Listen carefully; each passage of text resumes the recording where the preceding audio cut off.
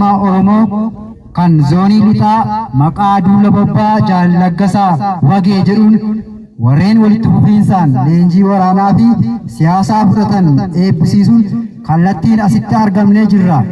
Kanaaf yeroo kana isiniif jennu gammachuu guddaatu nutti dhaga'ama.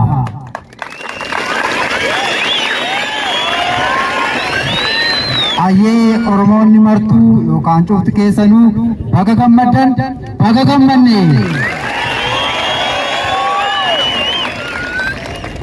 Itti aansuun warreen biyya keessaa alaa fi lafa qophii kanaatti argamuun qophii keenya daawwachaa jirtaniif tartiiba sagantaa keenyaa isiniif beeksisuudhaan sagantaa keenya eegalla.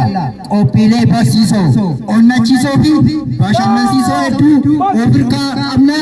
Aga xumura sagantaa keenyaatti nu waliin turan affeerraa keenya.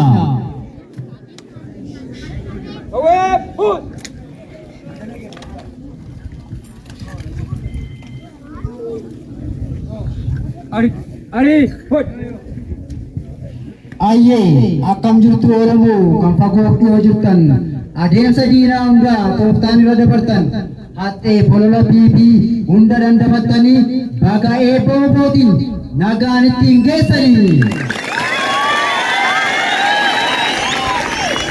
Nagaa isin gaafannee waltajjii keenya eegalla. Ilmaan Oromoo cufaa nuti isin jaallanna. Ilmaan Oromoo cufaa nuti isin jaallanna. Ayyee tartiibni sagantaa keenyaa adeemsa kaadhimamaa waraana bilisummaa Oromoo isiniif dhiyeessuuf kan faaruu maal dhaamanii fi sirna alaabaa akkasumas yaa sabboona Oromoo tartiibaan isiniif dhiyeessina. Itti aansuun eebba Asaasaa Qiinsaa hoogganaa mooraa leenjii waraana bilisummaa Oromoo zoonii lixaa jaal wiirtuun isiniif dhiyaata. Walaloodha faaruu ofirraa ni qabna. Agarsiisa waraanaa isiniif qulqullannu.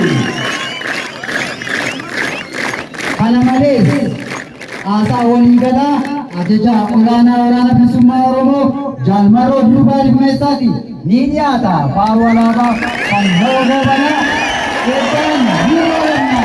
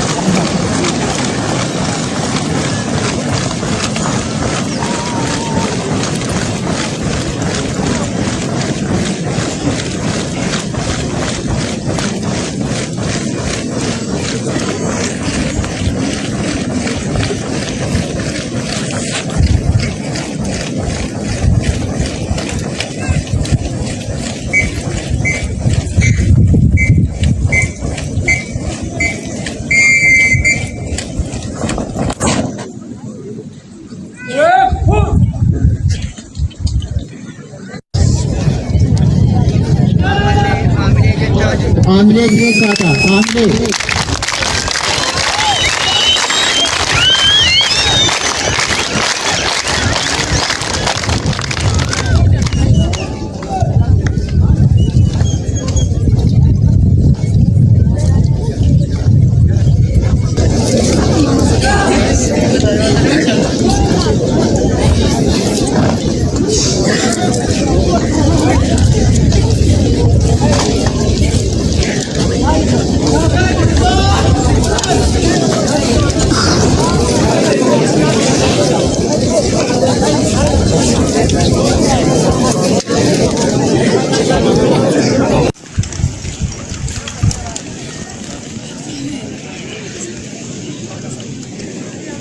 Marwala Bab Sari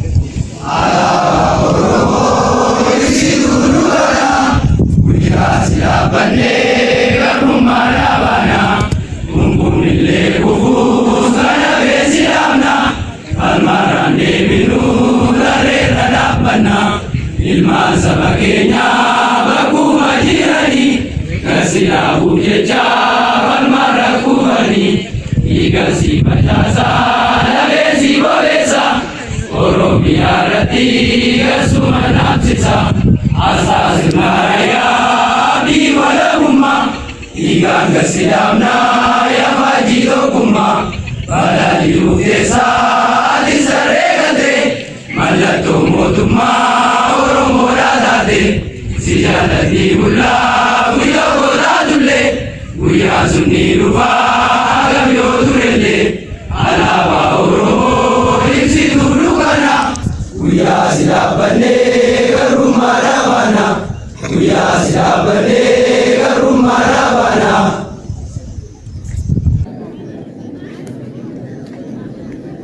आइए कोपी के नामिजे पन्ने अस्या नेउंदा osoo isinitti musatin tokko lamaan isiniif dhiyeessuudhaaf naamusni durseenii barbaachisa. Warreen lafa hedduu deemtanii as geessan asitti immoo gootota farra gabrummaa asitti leenji'anii ba'an eebbifamaa jiran kana daawwachuuf irraa onneeffachuuf asitti argamtanii naamusa hin qabdu jennee hin yaadnu. Bakka jirtan teessanii osoo waliin dhorkin naamusaan akka hordoftan ammallee maqaa Oromummaatiin gajjabeessine isinitti dhaammanna. Wal dhageenyaanii ayyee.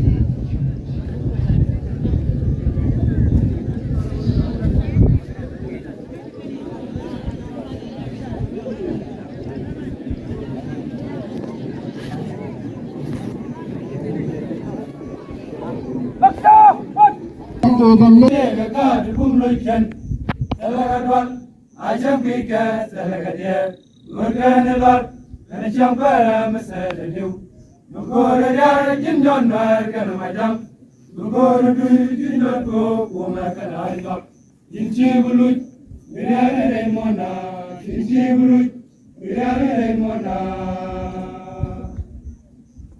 Go pull Ari So pull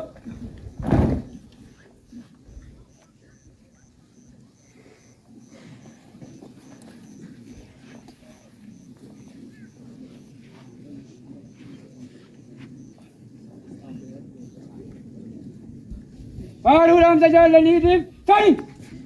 Malani kalewa kaso kubani Oromia ban maju pada dua kanugani Nanano Kenya kasadi kalinuga jedani Makenya hida cukup kopesa nunjedani Yalewan Kenya nutare turedi kanta tarare Makatila mera akati bukta namane Manabuan ordofa osoyero nindabade Yelama Kenya kutura kamachuranga karbade Kana boso indebi nakabopade tiamne Bimara bakesa patasuto kuma Senada bruma bi ayadala tuma Gandani biratarina ikratoki dima Kula Kenya ega kari janama Usanura terkamada niya keenya galmaa ga'u dammaqsaatii dachiisaa kan bakka keenya nuugu nuti qixxaanaane sanni cunqurfamaan bilisaa ba'u baddaa gammoojjii keessaa dhareetinaa kaadhaatu waraabessi irraa nyaate allaattiillee haa kokkortu daandii dhugaadhaa yoo maxxan isin duraa mul'atu daandii dhugaadhaa yoo maxxan isin duraa mul'atu. Go, push. Ari.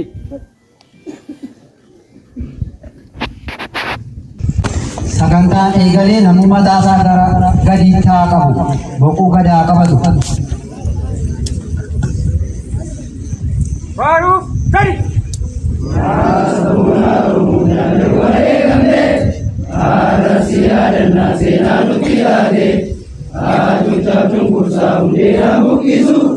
Seenaa waalamtee qotee qola baasu nuti silaa dhoftu sireera tullu itti wareegamnaa seenaan bakka bu'u yaa sabboonaa Oromoo jaalle wareegamte haala si yaadannaa seenaa nutti laate haajurtaa cunqursaa hundeedhaan buqqisu seenaa waalamtee qotee qola baasu nuti silaa dhoftu sireera tullu itti wareegamnaa seenaan bakka bu'u itti wareegamnaa seenaan bakka bu'u. Go, push. Ari, push.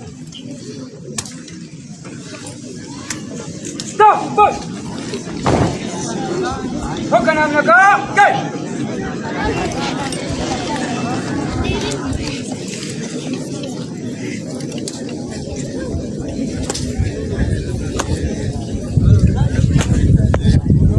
Go, push. Ari.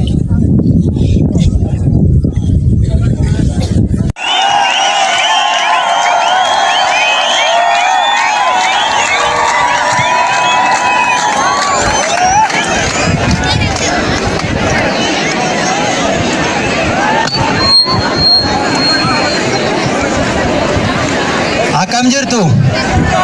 Naguma? Oromoo? Jirtu? Baga jiraattani?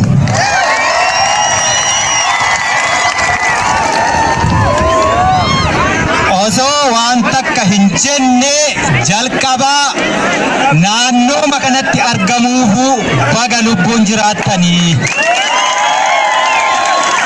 Naannoo kanatti argamuuf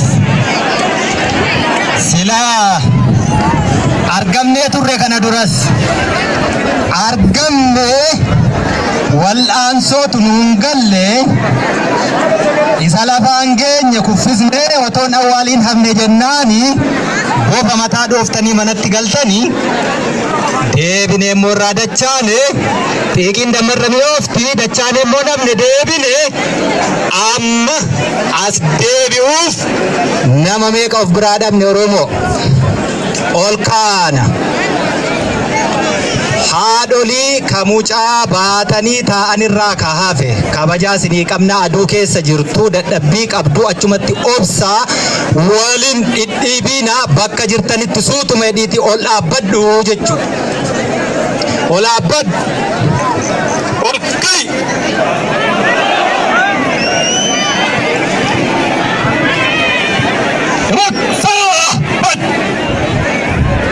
Haya. Os.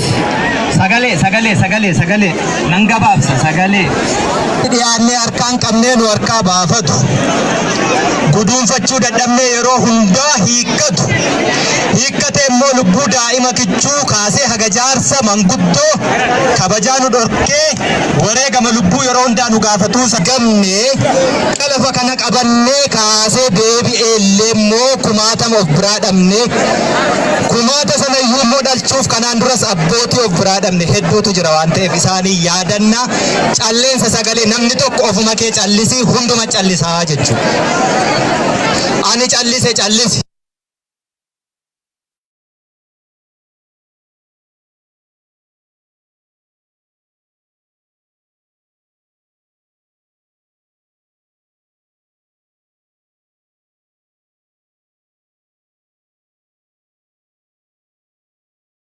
waraanni bilisummaa Oromoo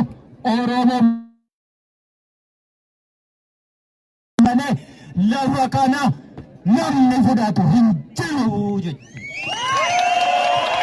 Hin laatamu, hin tura, hin bula, waan bade fakkaata garuu numa deebi'a asuma jira jechuudha. Xiyyaarris kan sirreebe, taankiinis haa jiraatu, diishqaanis waan barbaade meeshaa kamuu ka argitani hadurreen lafatti kolaatetti hin deebitu jedhaniiyyu hin kolaane nuti asumatti deebine asuma keessaa buqqisne. Uummati Oromoo immoo galatatu ammaa miti wal saaduu wal jajuutu amma miti malee lafumatti salphannetti deebisnee salphisne diida keessa ariitanii harkaan qabdanii waraana bilisummaa Oromootti laattaniitu jechuu isinis. Galatan qabnu siichi bira hin geenye jechuu. Ka galata qabu kalafeetti cabee dhiigatti dhangalaasee lubbuu itti kenne dachee kanaa gadi jiru. Ankanaachi qabsichi baabura. Ingalaa jechuu. Engaddumayyuu jaal goollicha dheengee kaleessa goollicha har'aa galeeraa jechuu. Galuu sana miti wanni ati ilaaluu qabdu Oromoo. Maal barbaadda? Maal barbaadda? Bilisummaa. Bilisummaa barbaadda taanaan hanga harkaan qabattutti xiqqoon si sossobaa, guddaan si sossobaa, wanti caccalaqqisu sitti argisiisan si sossobaa. Kanatu rakkoo ta'e.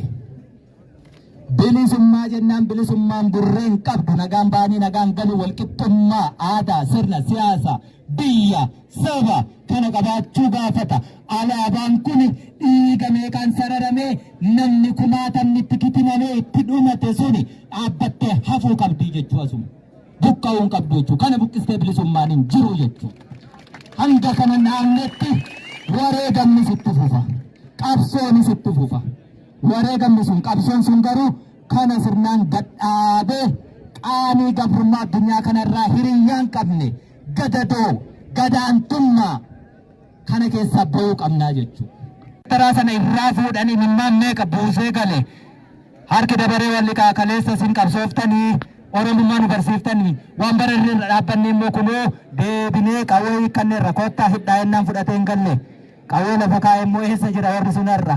Saree bataskaana seentee namni hundi badeeden fakkaatu kabaja waraana bilisummaa Oromoo sirraa murqame jennaan sareema sana fakkaattaa jettu.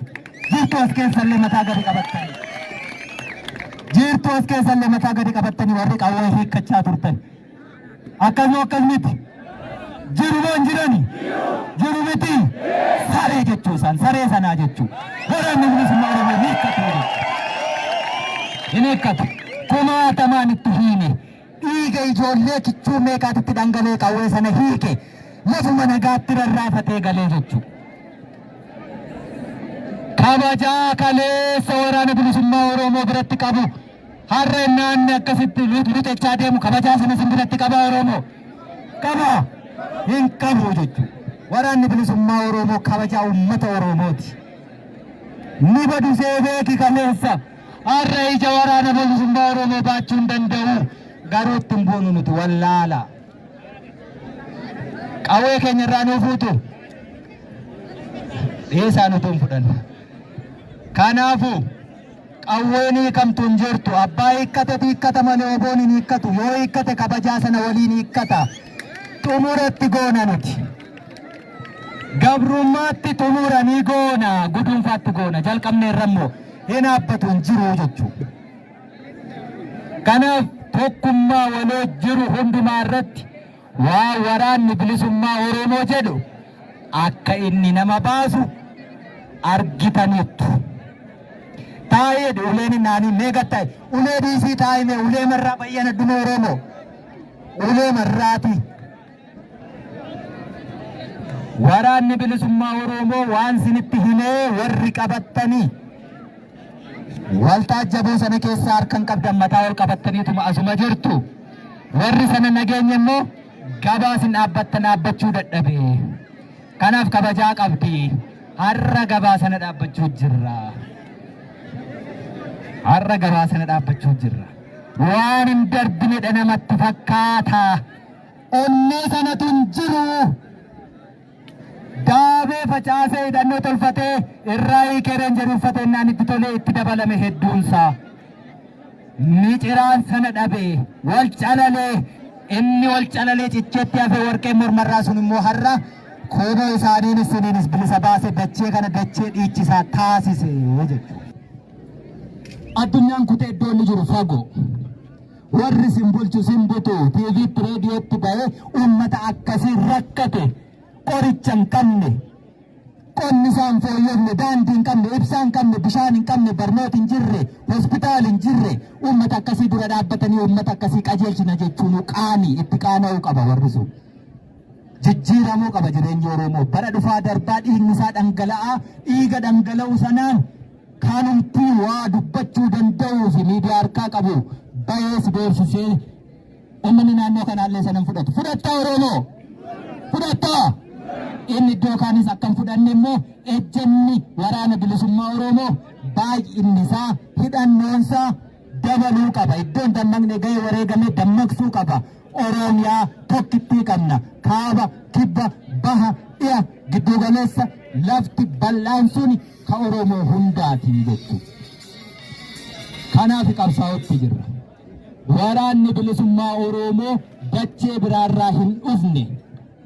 Ilmaan keessani ilmaan Oromooti kanumaa as jirtan maatii isaati ati badii qabaachuu danda'a. Dadhabina qabaachuu danda'a. Laafina qabaachuu danda'a.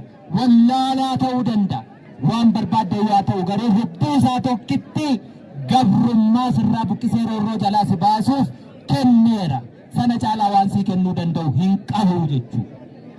Hirrinni laafinni wallaalli gabrummaa jala ture kanumatti barsiifatte ijoollee keeti. Iddoo biraarraa hin dhufne fagoorraa hin dhufne nama addaa bakka addaarraa baratee dhufe miti.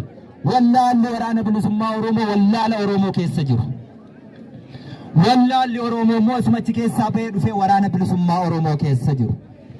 Badii dalagne irra yoo ta'e, yakkatu jira yoo ta'e, dadhabinni akkasii jira yoo ta'e, uummata Oromoo kun sillaafisiin sinjilibeeffachiisiin saamicha waggaa dhibbootaa fi sanaa olii hin caalu. Wallaansootti jirra, walqabuutti jirra, diinatu jira. Arba lama gidduu lolli yoo jiraate kabatu marga. Uummanni Oromoo gidduu kanatti miidhamuu sana keessa qabsootti jirra. Qabsoon immoo warri rigatiinsa qaba. Rigatiinsa kana keessa jirra. Haala akkasii keessatti rakkoon ni jiraata. Mee fakkeenya tokkoon sinii kaasa. Uummata Tigraay ilaala. An'ama bilisummaa warra beeku. Sukkaara nyaatee warra arge. Isin warra sukkaara oomishu, isaan warra sukkaara nyaatu. Bilisummaan maal akka taate, bulchiinsi siyaasaa maal akka taate, saba ofii bilisa baasanii aangoo birchamu siyaasaa qabatanii bulchuun maal akka taate warra beeku laala. Uummanni kuni miileena 5 guutu. Nuti immoo miileena 50 maqaa dhahanna. Kanuma qofaa dhagahuun nama qaanessuutu irra jiraataa jechuudha. Ummati miileena 5 guunne kuni biyya isaarraa ba'ee daangaa isaa bilisa baasee isa kaleessa dhabe qeerroof qarreen kaammaas taa'ee waraana ta'u kun dhagaan ari'ee gaaratti galche har'a as dacha'aa jiru Finfinneetti deemaa jira. Keenya Finfinneen dhaadannoo handhuura Oromiyaa Finfinneetti alaabaa mirmirsina. Alaabaa mirmirsanii as taa'anii hin jiru. Kumaatamaan itti dhumachuu fedhaa jechuudha. Dhiigatti dhangalaasuu barbaadaa jechuudha. Meetira 50 ganda keerraa fagaattee deemuu hin dandeessu. Kumaatamaan achii wal yaasee dhufee Finfinnee qabachuuf lolaa jechuudha dhalli namaa. Wallaalli nuti keessa jirru, rakkoon nuti keessa jirru, gabrummaan nutti laatte, nutti taphatte kan baraan keessaa bahanii miti. Lolli keenya hin eegalle bo. Rakkoo guddaa keessa seenne, rakkoo guddaa keessa kan nu seensise abbootii keenya warra nu dhalchee qabsoo nutti kenne nu dhalchise. Qabsoo akka kaleessaa nu hiikkachiisuutu nu mudate. Qabsoo keessatti hiikkachiisuun nagaan gaarii. Nagaan sun garuu nagaa barbaannu ta'uu dide. Akkuma jiruun calleessanii bulleessanii namatti kennan alaanfachuun hin danda'amu. wanti waraanni bilisummaa Oromoo kaleessa akeeke har'a gootummaa biyyattii keessatti qawwee nama kaasiseera jechuudha. Qawwee bakka hundumaarraa hidhatamee namni lolaa jiru ammayyuu waraana bilisummaa Oromoo irraa kaafe uummanni Oromoonni waliigalaa hin dammaqne. Maaliif akka lolaa jirruyyuu maaliif akka lafeen cabaa jiru dhiigni akka dhangala'aa jiruyyuu uummata naan hin barree jechuu uummanni Oromoo kun. Eenyu yoo dhufuu iddoo barbaadetti walitti isaa qabanii harka walitti rukutaa hin iyyaa maaliif akka iyyuu eenyuuf akka harka walitti rukutu hin beeku. Waraanni bilisummaa Oromoo naannoo kana dhaabbate iyyee harka walitti rukute gale maal akka ta'e hin beeku. Kan biraa faallaan kanaa dhufee walitti si qabes akkasuma maal akka barbaade. Kanaaf duuti nurraa ka'uu dide nutti hammaate jechuudha. Abaarsaa miti wallaala. Abaarsa miti wallaala. Waraanni bilisummaa Oromoo duula labsate qaba. Erga baduu jala geenyee deebinee biyyoo arraannee tabbatti rarraanee lafa mocorreetu deebinee kaanee jechuudha. Deebinee ka'uu miti waan kaleessaa sana jijjiiruuf dhiigatti kaffalle. Dhiigi yeroo kaffalamu sana uummati Oromoo irri guddaan isaa dhiigan waliin kaffalaa jira. Lubbuu ba'aa jira. Garuu dhiigni keessan maaliif akka dhangala'uudha hubataa hin jirtani. Dhiigni dhangala'aa jiru kuni saba kana isiniin biyya kana dachee irra jirru kana bilisa baasu. Naannoo adda addaatti keessumaa uummati naannoo kanarra waraanni bilisummaa Oromoo takkaa dhabame hin beekne keessa jiru kaayyoo isaa akeeka isaa beektani. Lolli yeroo lolamu madaa baasuu seeni. Wareegama baastee awwaaluu seeni. Qawwee namarraa hiikkadhuu hidhachuuf seeni. Hannaaf hin seeniin ibboo. Oromoo ammanuma geessuu sin. Koshoroo kaampii keessaa hatuu fi Oromoo. Dhiiroo. Koshorooma kaampii keessaa hatu hamma nagaa uummanni Oromoo maanu qaanessitu Oromoo. Firaashii jara sana ni jibbita taanaani. Dafqa isaan jibbita yeroo qabdan akka nu lubbuun hin turre waraana biraanuu ga'uun barbaaddani eeboo waraantanii ajjeesuu barbaaddu. Firaashii dafqa isaan irratti gangalataa ture immoo fuutee of jala buufachuuf hannaaf deemtee wareegamatti kaffaltu suni wareegama Oromoof illee malu miti dhiiga sareetti dhangala'achumaan hafaa jechuudha. Oromoon hin xiqqeessiina reef eegalla. Finfinnee jennaan Finfinnee maxumurichi taphichis akkasuma. Reef eegalaa tokko haga achi ga'utti siichi waan meeqa buqqisuu nu gaafata. Waa buqqisuu naannoo kanaa irratti garuu waa hedduu wal taajjabnee jechuudha. Qeerroof qarreen madaa baasee wal'aanuuf wareegama keenya baasee awwaaluuf akkasumas qawwee diinarraa hiikkatee kabajaa qawween qabdu sana hubatee ittiin lolee lolchiisuuf waraana waliin seenee wareegamni isaa siidaa bilisummaa Oromoo ta'ee yaadatamu galmee seenaa irratti dhiigaan qoramu inni sun ni jira. Akkasumas immoo osoo waraanni lolee hin buqqisiin kaampii diinaatti dhukaasaa yeroo jirutti suuqii fi mana nyaataa wal saamuuf uummanni nus jira jechuudha. Kun nu xiqqeessa. Akka Oromootti aadaa akkasiis hin qabnu. Sabni kun saba guddaa. Sabni hammana ga'u kuni firaashii fi ansoolaa kaati harkaan qabuuf tuffattu. Harkaan qabdanii waraanti kennuu miti ofii ajjeesaa jirtani. Inni akkasii waan uffate sana saamuutti deemu. Kana qofaa miti. Manni yaalaa kan eenyuuti? Warri nu gabroonsu buqqifateen deemu Oromoo. Manni barnootaa kan eenyuuti? Waajirri hundumtiyyuu boru sinumatti ittiin hojjeta. Waraanni kun otoo loleen buqqisiini wareegamni isaa dhiigni isaa dhangala'e illee otoo hin qooriini daandiirra osoo jiruuti hannaaf ibidda walitti qabsiisuuni waan kanallee walirraa buqqisanii kaasanii itti fufsiisuuf illee hibboo nutti ta'ee jechuudha. Uummata akkasii kana takka addunyaa irratti illee hin jiru hin argine illee hin dhageenye illee jechuudha. Waraanni naannoo kana bilisa baase ni socho'a asirran taa'u waan isa hanqate guuttatee fuulduratti. Yeroo akkasii haaloo kaleessaa qabattanii ulee walitti hin gamiina bara baraan kanuman isinitti hima. Diinni buqqa'ee hin dhumanne. Waraannis buqqisee lafa qabatee waajjira banatee poolisii tolfatee milishaa tolfatee abbaa murtii tolfatee mana hidhaa tolfatee si bulchuu hin jalqabne. Gidduu kana lolatu jira. Lola jiru sana keessatti uummati jaarsaaf jaartii qaba, abbootii amantii qaba. Warri kun naannoo tasgabbeessee qabatee bulchiinsa yeroo dhaabbatee kana wal bulchuudha qaba malee akkamitti wal saamuu mataa wal booquutti deemtu. Aadaan Oromoo baduutti jira, xiqqaachuutti jira. Gabrummaa wayya yeroo nama jechisiisutu jira jechuudha. Gabrummaa wayya yeroo nama jechisiisutu jira. Maaliif akkasaa ta'a Oromoo? Yeroo hundumaa kanatu injifannoo keenya xiqqeesse. Yeroo hundumaa kanatu warra shiftaa, warra wayitti hin baane, waraanni bilisummaa Oromoo shiftaa miti. Argitaniittu. Waa saamuu waa fudhachuu miti. Kan lubbuun qabneeyyuu kunoo asitti hiinee nyaachisaa jirra. Ilmaan Oromoo jalqaba carraa barachuu dhabe, yoo barate hojjechuu hin danda'u diida irratti qisaafama. Achi immoo carraa waraana ta'uuti mootummaan hiyyeessaafi. Geessee ilmaan aadaa hiyyeessaa hojii hin qabne, barnoota hin qabne ibiddatti naquuf immoo fida. Sana ajjeesuu wallaalle. Kaleessa garuu qommisaa arraba qawwee qabee nutti dhukaasee nu madeessee lafee nu cabsee dhiiga nu dhangalaasisaa oole. Wallaalaa keenyaa jechuudha. Waraanni bilisummaa Oromoo naamusni isaa hangas irraa ni matamu. Faallaa namaa ka dhaabbatu diinarraa immoo wanti argamu kan biraan jiru. Ummati garuu nu salphisiinaa. Ummati nu salphisuu miti, of hin salphisiinaa. Saba guddaa hamma naga'u kanan salphisiinaa. Wareegamni kuni bilaashaa miti, tolaa miti. Dhiigni dhangala'u kun gatii qaba. Dhiiga dhangala'u kanatti gatii gochuuf deemsa jalqabneerra akka haaraatti ammas. Borus yoo galma ga'uu dide wareegamichumatu itti dabalata ta'ee ulfaatee sin cinqaa sin rakkisaa. Gadadoo kanaa gaditti nu oofa malee qabsichi dhaabbachuuf hin jiru jechuudha.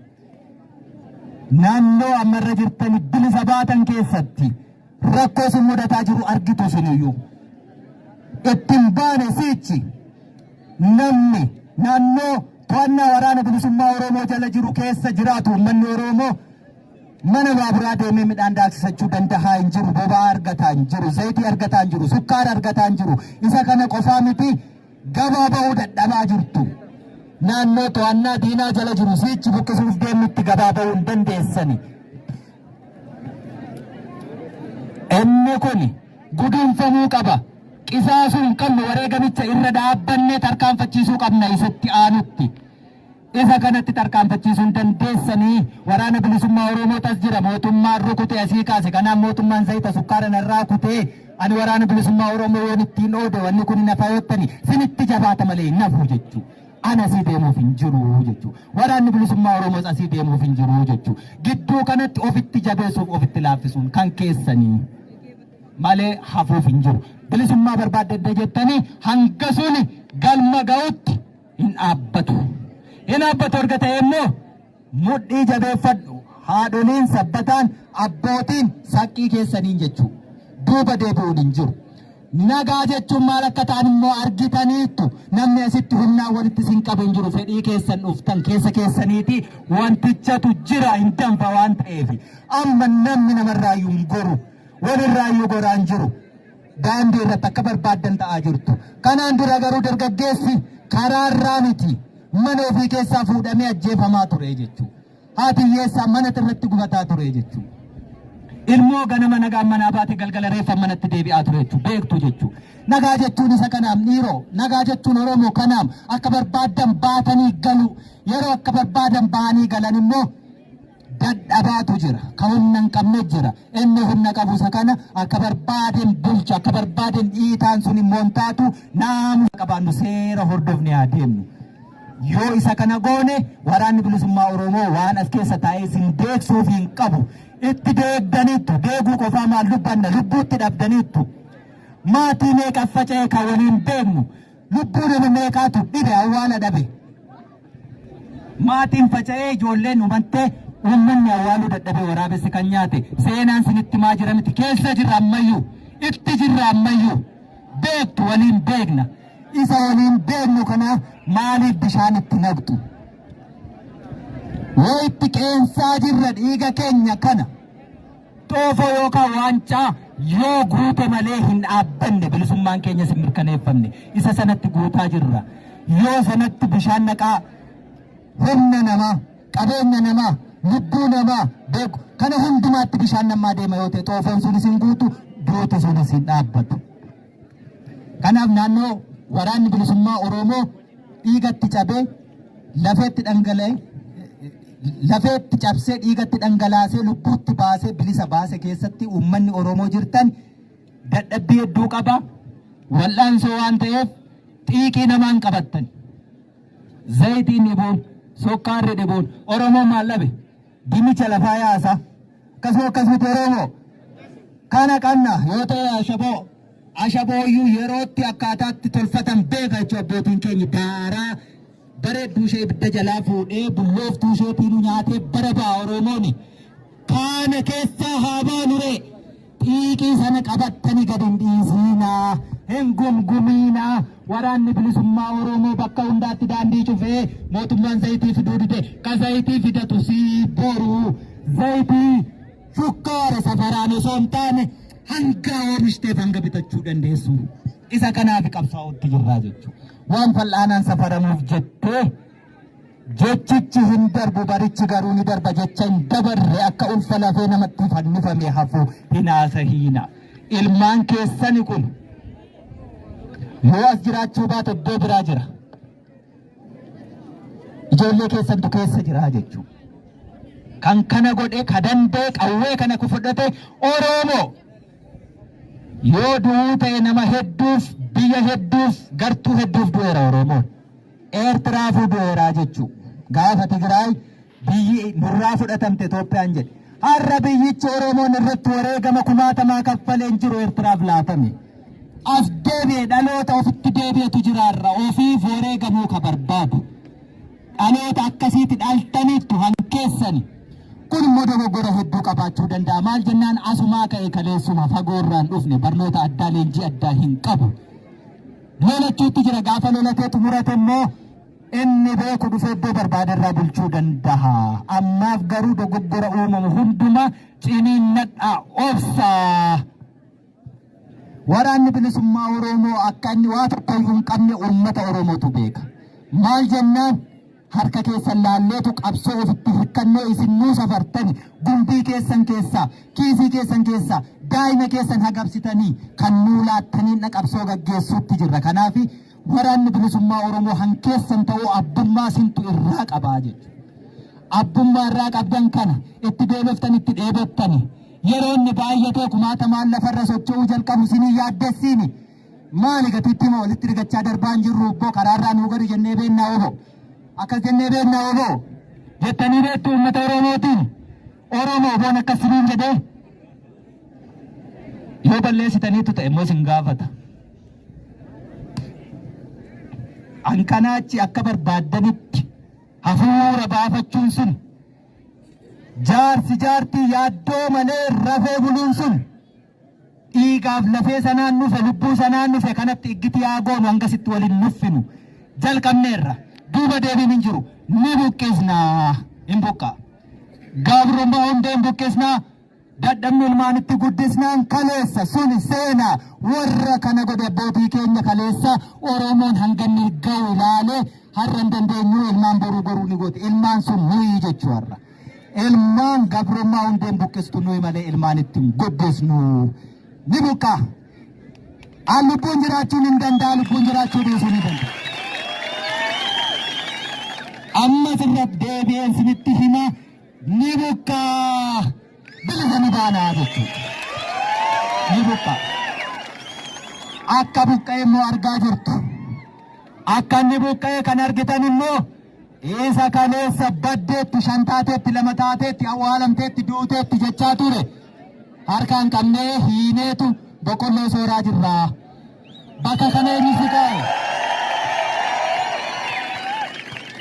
Amma immoo kunoo mandara keessatti uummata Oromoo walitti qabneetu waliin akka rifee lolaatti miti akka mootummaatti eebbisuutti jirra. Mootummaa yoo jiraate dhufee nu haa fuudhu jechuudha. Akka inni buqqa'u kanaan argita. Humna qaba yoo ta'e dhufee walgahii kana haa bittinsu. Hin qabu miti. hin qabu. Hundeen immoo buqqaa. Hin buqqaare kanatu nu afeeka. Asumatti of tuuluu sana miti. Asumatti of tuuluu sana miti. Hundeen buqqa'uu qaba. Akkuma sila hime alaabaan as dhaabbate alaabaa waajjira barnootaa waajjira fayyaa iddoo hundumaa dhaqee dhaabbatu han Oromoo moggaa lamaan diimtuun kun gidduun magariisa handhuurri ishee odaa urjii qarashanii aduun keessaa iftuu kun kan keenya gaafa taate jechuudha. Hin taane ammoo hin taane akka hin taane isinitti hima hin taane.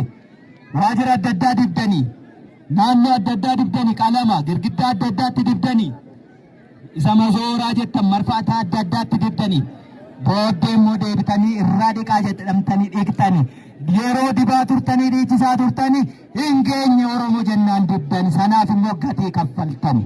Dargaggoon meeqa dhumate suni gatii sanaatti kaffale gurraa nagayee dhangalaasu mataatti qabachuu didu.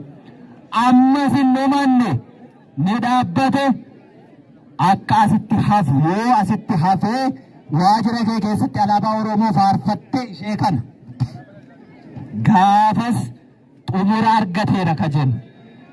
Kanaaf warri walitti qabee sin goyoomsee bilisoomnee ni edeerra mana hidhaa ciisa gaafa isaan hin bilisa baasne xumurraa jechuudha. Bilisa baasna warra ni goyoomseyyuu. Uummanni Oromoo wal malee hin qabnu waraana bilisummaa Oromoo malee hin qabdan. Humni kamiyyuu hin jiru jechuudha addunyaa kanarraa Oromoo ka bilisa baasu. Waraanuma bilisummaa Oromoo nyaachifattan obaafattan soorrattan kana isuma qawwee caccabaa qaba jedhanii kijiban sana biishkaa booji'aa jiru. Isuma bilisa si baasaa jechuudha. Uleeni ambiraan jiru tokkoyyuu. Kaanuma jabeeffadhu.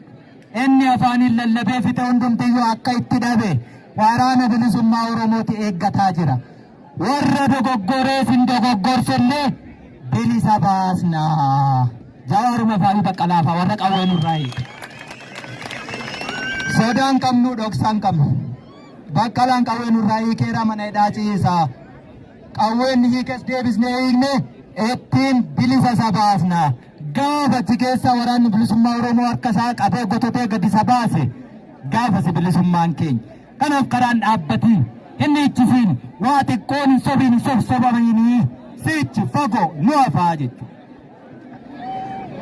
Kan kanarraa hafe nan gabaabsa nan xumura haasaa dheeraa aduu keessa dhaabbatee namni nan dhaga'u. Wanti itti turreef itti jirru naannoo biyyittii Itoophiyaa jedhamtu kanatti har'a sonnis gaafa baasee gurras baasee guddatee daraaree dulloome jiguudha. Waraanni bilisummaa Oromoo hegeree Oromiyaa ta'uun addunyaan kamuu ni beeka. Eebba isaas ni qabna. Namni nu dura dhaabbatu hin jiru. Eenyu waliin immoo ummata Oromootu beeka qabsoo keessanii sharafnu hanga turii keensaa kanallee warra waliin tumsa godhannee diina waloo waliin qabnu lollee lolchiisnee bakkaa kaasnu eenyu wajjin hojjechaa jirra. Yeroon qubaan lakkaa'amaatu jira. Dukkanni barii jalaa immoo ni jabaata. Dukkana barii jalaa jabaate kana keessa immoo hin nuffiinaan dadhabiina. Itoophiyaa keessatti paartii badhaadhina jedhan osoo namni iddoo qullaa deemu badhaadhuus akkasii paartii akkasii irraa kaafe hunda waliin hojjennee paartii sana jigsinee Oromiyaa walabaa dhaabuuf waa hundumaarra hojiitti jirra. Hojii sana keessaa tokko obboloota keenya Gambeelaarraa dhufanii Gambeela Liberation Front waliin leenji'anii biyya isaanii keessattis akka keenyatti gad dhaabbatanii akkasumas asitti hin argamne malee warra Beenishaangul Gumuz kaanis fagoo hundumti isaayyuu gara handhuuraatti deemaa jirra. Oromoo waan dogoggorii waraanni bilisummaa Oromoo qabsoo bilisummaa Oromoo hanga turii qeensaa hin sharafu kana nutti amanaa siniif jecha diida dhaabbanna. Kan nuti barbaannu tokkummaa fedhii fi dantaa waloo kasaba ofii kabaja irratti walii galla yoo boru sun sharafame tole hin jennu akka leencoo lataatti biyya keenyaan deemnu akkasitti quba qabaadhaa jedhu. Kanaaf humna kamuu waliin walii galteen ta'u waraanni bilisummaa Oromoo qabsoo bilisummaa Oromoo irratti ilaallatee itti seene waan ta'eef ololli kamuu Oromoo sin hin jilbeenfachiisin. Maaliif akka walitti dhufnetu beekna. Daangaa walii keenyatu jira. Warra waa sharafee kennu yoo ta'an immoo kaleessa hiikkadhaa yeroo jedhaniyyuu ni galla turre jechuudha. Waan sharafu miti. Waan sharafamu jechuudha. Kana nutti amana Boris banne fakkaachuu danda'a. Biyya irraallee deebineetuma dhufna. Kanaaf hin bari'u seetee hin godhin akkasii jechuudha. Ganama immoo maal gochuu nama rakkisa? Haruu nama rakkisa beeki. Hin bari'u seetee galgala maal goote? Dhiise achumatti. Ganamoo haruutu nama rakkisa. Dhiisaa jechuudha. Wal nama taajjabsiisa. Amma jalqabne. Ka jalqabne kana. Waraanni bilisummaa Oromoo dursee wareegamicha kaffalaa itti fufa. Uummanni Oromoo iddoo Oromoon kufetti irraa hiiktee, iddoo inni diina kuffisetti diina irraa hiiktee, qabsootti fufnee buqqisnee fuulduratti deemu qophiiyu. Qophiidha.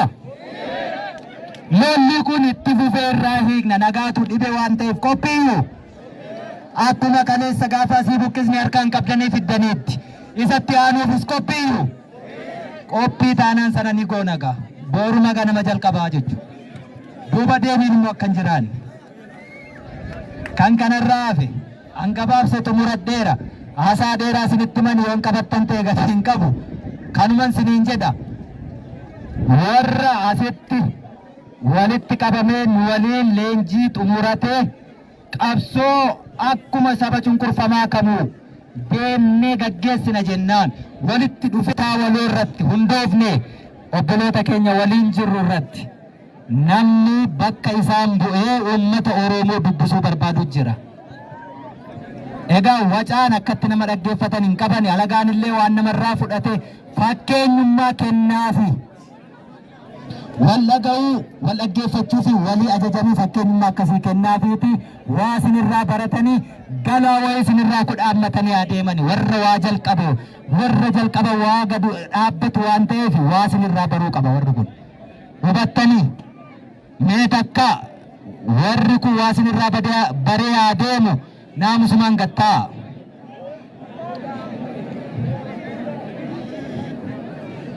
Zaan Damandaan nazaan hin baate qabatanii adeemanii Oromoon akkasitti wal bulcha Oromoon lafa bilisoome irratti wal dhagahaa jedhanii ollaatti saba isaanii bilisaa baasan gargaarsa dhanuu ta'a.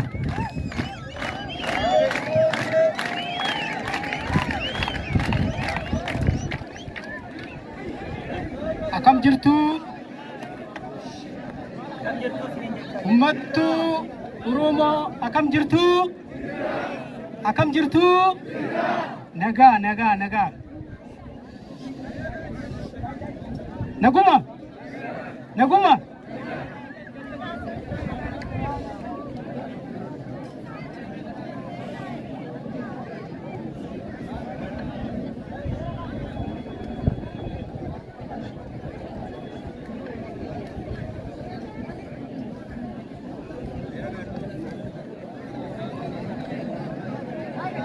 Galatoma.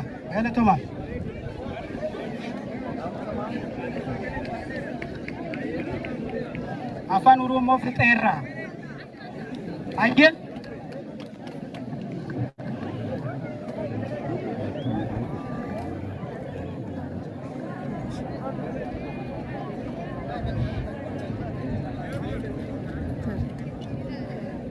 Your Excellency Jalmaro, the leader of Oromo Army,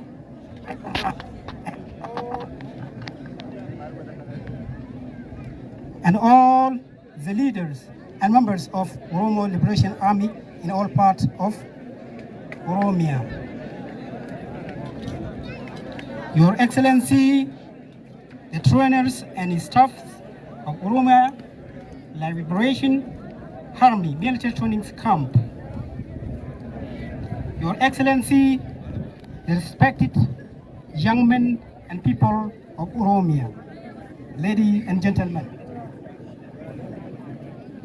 Today, I'm very happy and energized for having you, and I want to express my happiness on behalf of Gambella Liberation Army. Initially, I would like to thank the leaders of Oromo Liberation Army for their quick response they made on our request at the time we asked their willing in order to have joint activities for the struggle to liberate our people suffering under the dictatorial regime of Abiy Ahmed. Particularly, I would like to thank the very initiative and courageous leader, Jalmero, for his being open and positive, and truly revealed is willing to cooperate and help us at the ground level of our struggle. From the day after our request has got accepted, we were very happy and sent our first advance team to meet Oromia Liberation Army leadership in Oromia territory. Then after they had a very important and successful meetings that encourages our unity to work together until now. From there, I and my comrades were very surprised by the leadership under Oromo Liberation Army by revealing a culture of charity and unconditional love to us since the first day till today. Both Oromo Liberation Army and Gambella Liberation Army are freedom fighters.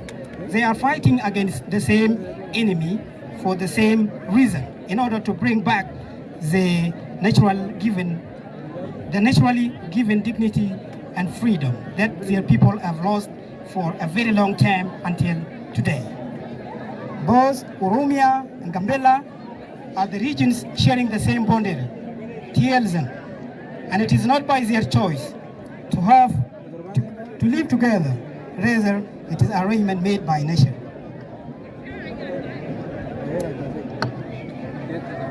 Both the two regions will continue enjoying the same border and stay together as it is naturally created settlement.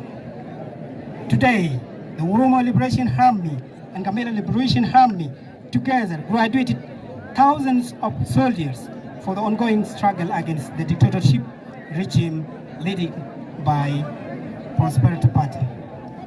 Today, it is a day that we had never made in common in our past history. Today, it is a day that Gambella Liberation Army and Oromo Liberation Army together enjoyed the first ceremony for the first time. From now on, the Oromo Liberation Army and Gambella Liberation Army will start joint operations, and I'm sure that the joint operations of the two will stop all the challenges facing the two liberation armies differently in their respective territories. And also it will bring a very successful victory in the near future. Finally, I would like to appreciate both Oromia and Gambella young men and women for they choose it a total sacrifice for their lives to liberate their peoples from torturing under undemocratic rule of Abiy Ahmed. Victory is on our hand. The struggle will continue. The struggle continues. Viva Gambella Liberation Army! Viva Oromo Liberation Army! Thanks. Galatoma. Wakayosin ayapiso. Injifanu umata Oromo. Injifanu umata Uro Gambella. Galatoma. Kakwidun in negad lagad Gambel. Chiloitet ko chikon chang wala ka chikon chok chang graduation ka. Kwidun yan gari brar Gambel kakwi ka kui elaboration ka ko gori non bien jikam dal bien ja ka lor kia bien woi ka siang kwai man sing jang king guru nuan goro yen ya ru chum ka bia wo niam nei char ka man sia char ka gori ya on man ti kon nen ro mi on man chalat man chalat oroma liberation army goro ya ji yu lan gwa mi ko en dia ni chakon area ni ti cha ku mi ju jin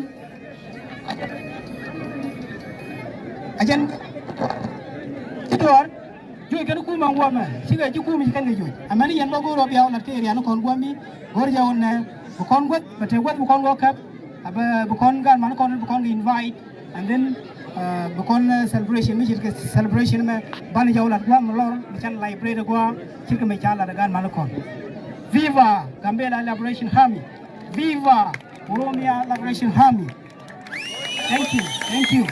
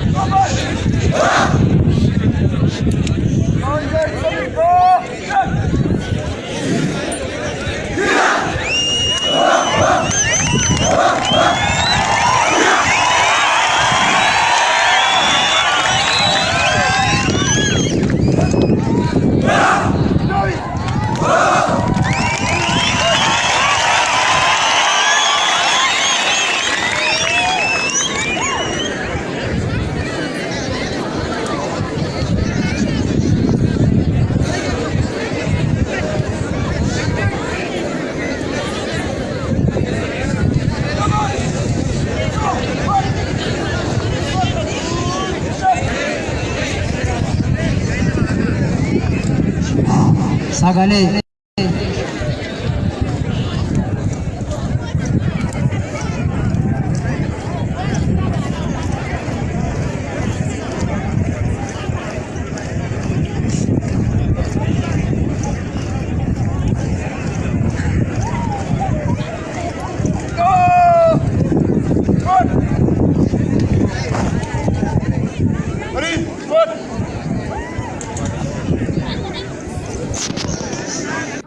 takana oka jetting iti takana moka jetting iti ummata gidir sitting iti kambarri darbuk jirtung oti malim nu chungkur sitye bakisha namma jirtu ya babba kong oti kanisha nitin bontung oti yokan filan non meeting iti yokan idan non meeting iti achuma gatan dartiye o achuma gatan darting iti filan non darbe jetting iti kawan dubbi iktung oti kawan lammi digru takawan biya digru takawan biya digru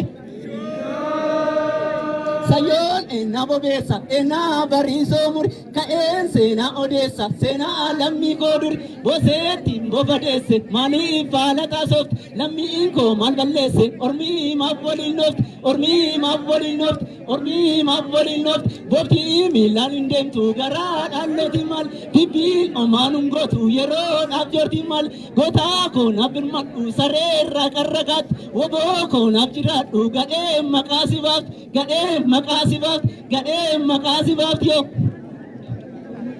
ngoda muru abamureng etiga tiramana dubang ati adulu abanduleng etanoro mi apandula Oga gurra rasani ya baba ko ngoti ga gurra ko rasani edi wa be ma birra martin edi gargaro numbasani gade manuti tabye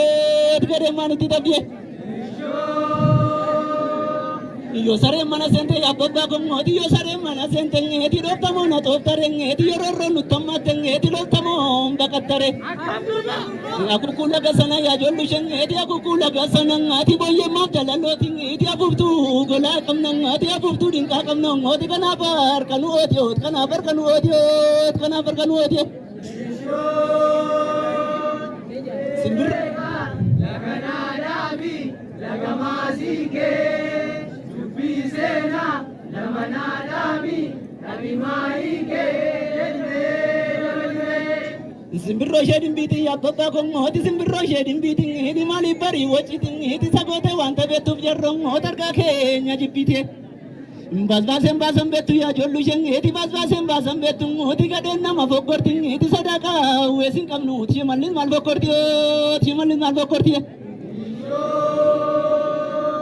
Bulluko abambite ya jollu sheng hedi bulluko abambite hedi sangkorra fufadung hedi dugan nama damasting hedi maleta sayum batwe Koti tina kochi si apapa kong hodi koti tina kochi sing hedi sayum baji bagak seng hedi loliti na lochi sing hisanat go tatudalche Mureni shebo besa ya jollu sheng hedi mureni shebo besa ngati abichati gungturang ngati jarati selandi de tajesu tunu furo tajesu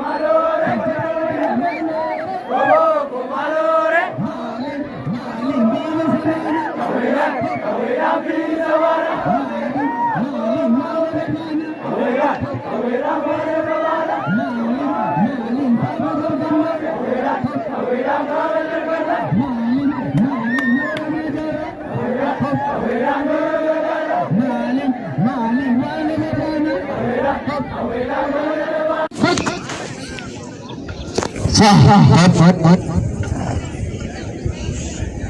Kawai, bas.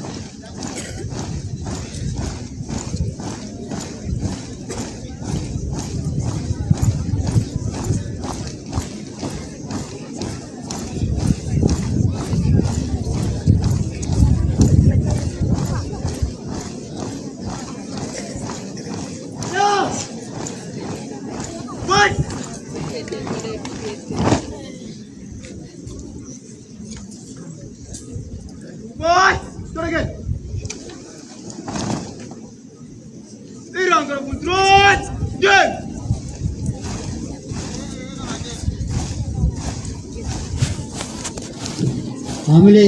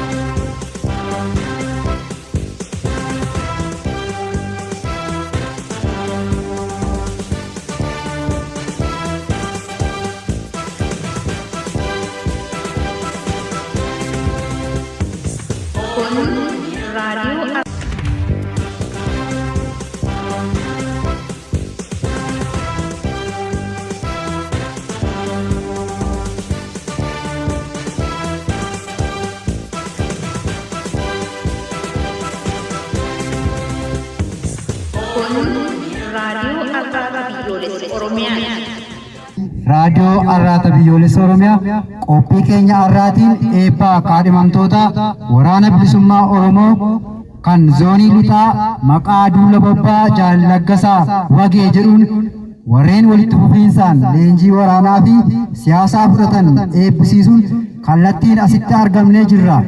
Kanaaf yeroo kana isiniif jennu gammachuu guddaatu nutti dhaga'ama.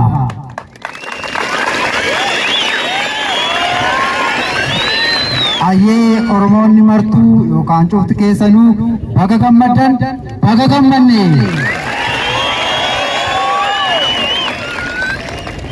Itti aansuun warreen biyya keessaa alaa fi lafa qophii kanaatti argamuun qophii keenya daawwachaa jirtaniif tartiiba sagantaa keenyaa isiniif beeksisuudhaan sagantaa keenya eegalla.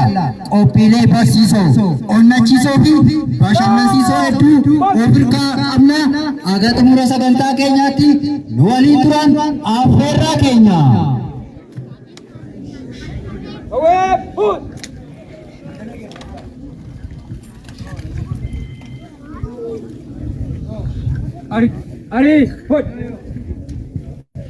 Ayyee akkam jirtu Oromoo kan fagoo dhiyoo jirtan adeemsa diinaa hundaa tooftaan irra dabartan haxxee folola fi hunda dandafattanii baga eebba obootiin nagaan ittiin geessanii. Nagaa isin gaafannee waltajjii keenya eegalla. Ilmaan Oromoo cufaa nuti isin jaallanna. Ilmaan Oromoo cufaa nuti isin jaallanna. Ayyee tartiibni sagantaa keenyaa adeemsa kaadhimamaa waraana bilisummaa Oromoo isiniif dhiyeessu kan faaruu maal dhaamanii fi sirna alaabaa akkasumas yaa sabboona Oromoo tartiibaan isiniif dhiyeessina. Itti aansuun eebba Asaasaa Qiinsaa hoogganaa mooraa leenjii waraana bilisummaa Oromoo zoonii lixaa jaal wiirtuun isiniif dhiyaata. Walaloodha faaruu ofirraa ni qabna. Agarsiisa waraanaa isiniif qulqullannu. Kana malees haasaa waliigalaa ajajaa olaanaa waraana bilisummaa Oromoo Jaalmaroo Durbaa Dhimmeessaati ni dhiyaata. Faaruu alaabaa kan loogoo banaa eebbaan ni oolanna.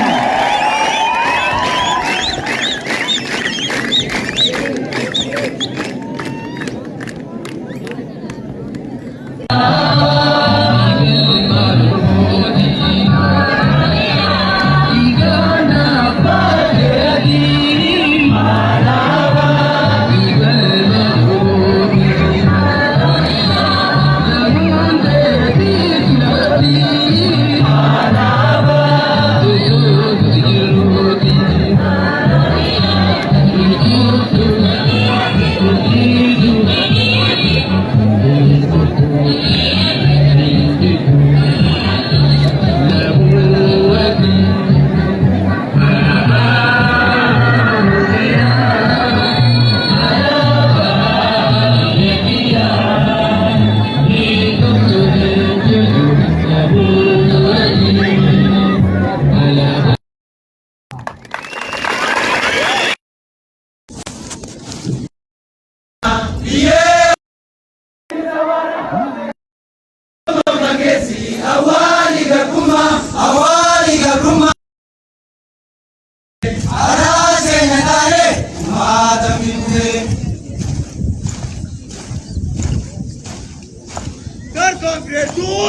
Yujir!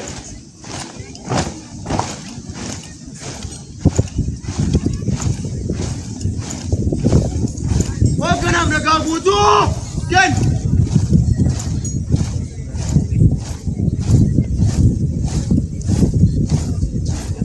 Naga! Push!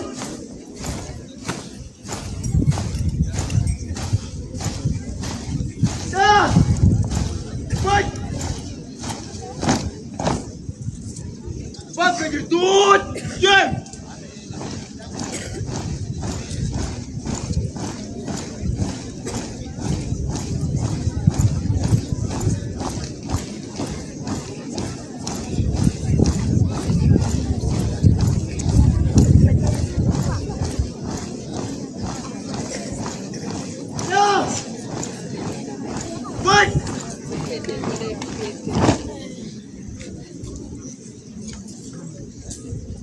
Boy! Start again! Irang ka na puntrot! Game!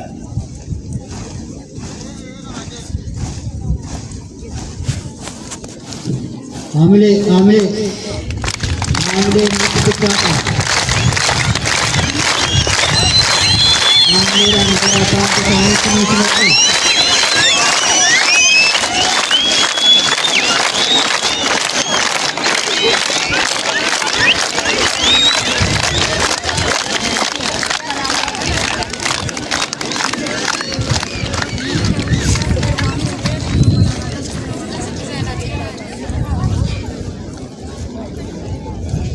Huwag ka nang nagabuto! Yan!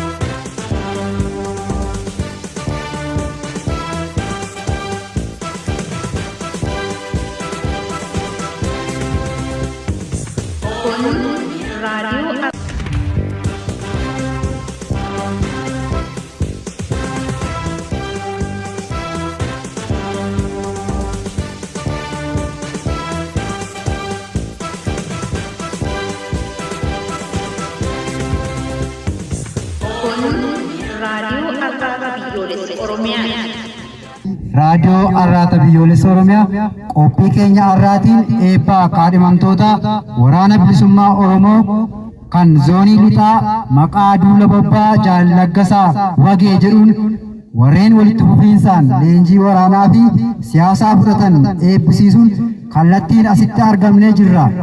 Kanaaf yeroo kana isiniif jennu gammachuu guddaatu nutti dhaga'ama.